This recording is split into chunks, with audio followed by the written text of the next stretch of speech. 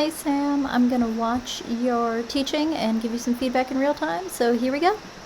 Today we're going to learn peas hot pudding. We and we're are going the to put our mouths worst. down for one moment.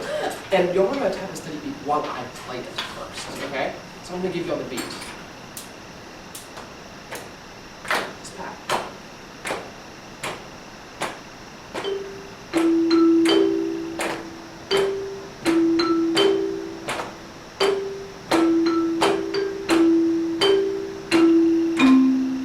So we're going to learn how to play it now, okay? Everyone pick up your notes. Now, I really like your visual, by the way, and your modeling's great. Nice steady tempo, nice slow tempo that the students can do this successfully at, so let's keep going. we're going to review how we hold our mouths, okay? How do you think Good we call. hold our mouths? We need to hold them. We'll make sure that we're grabbing the thing, right? Grabbing We're not the using grips. thing, We're not holding yes. like this, right? Holding like that. Beautiful. Okay. That would, that would be a good time. Who can show me how to hold their mallets, like, with good technique? And then you see everybody, ooh, look, great. And let's play it. I'm gonna play first, and you're gonna play after me. Okay. Let's do it. Steady beat going. Count is 1, 2, 3. Good cueing.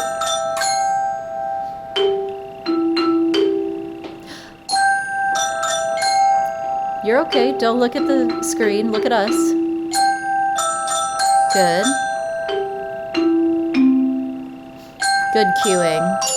That was Yeah. beautiful. Everyone was alternating sticks, which was amazing too. Let's do it. Nice specific feedback to them. Okay. Ready? Yeah. 1, 2, 3, 4.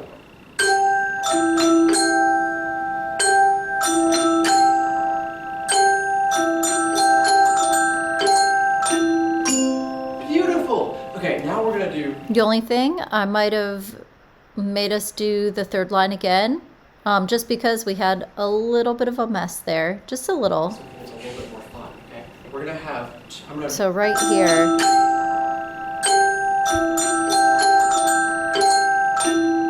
Just for that, Beautiful. I Okay, might now we're have gonna had do- them do that just one more time. Okay. We're gonna have. I'm gonna divide it into groups. We're going to have 3 people. It would be 3, 3. We're gonna have people playing melody and 2 people playing with boom whackers.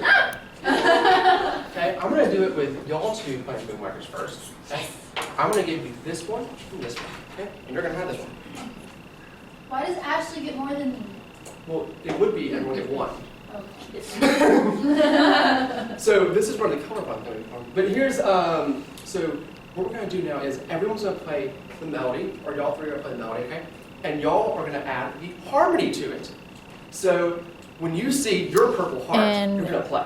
And when you It's, see your if you've red talked heart, about you're gonna harmony play. before, Okay. it's great to go, yeah, you guys are going to do So the harmony it's gonna part. be Or if you pink, haven't red, introduced the pink, term red, yet, you pink, could say, red, pink, um, red, pink, red, pink, we're going to add a red, second pink, part. red, Um, red, pink. And actually, it wouldn't be bad to have everybody say it, or, to have them shadow practice it. We have this thing in Stringland we call shadow bowing, where we will bow sometimes inside of our arms. We turn the bow upside down and we practice the bowings, like ups and downs, without actually making sound on our instruments. This would be good for your boom whackers so that, they know when they are supposed to tap.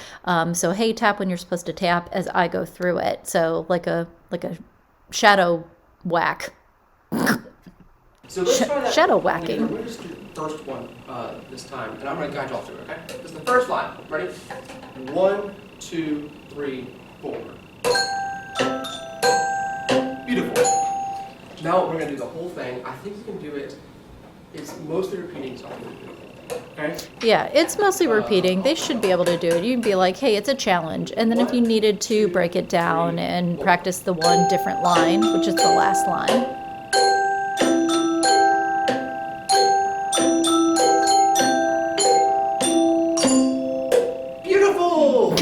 On that last rest. Now let's swap.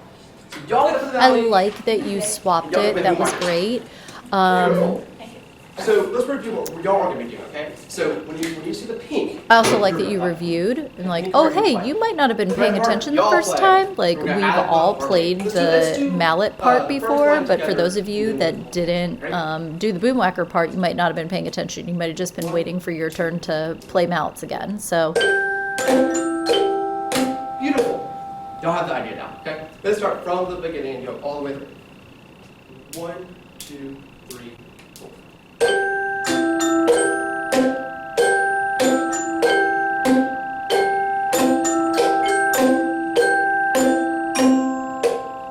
I love it. yeah, I really like the idea of that. And I think you scaffolded it really well for them. I think with the students that at the age level that you would have been doing this with, this makes a lot of sense.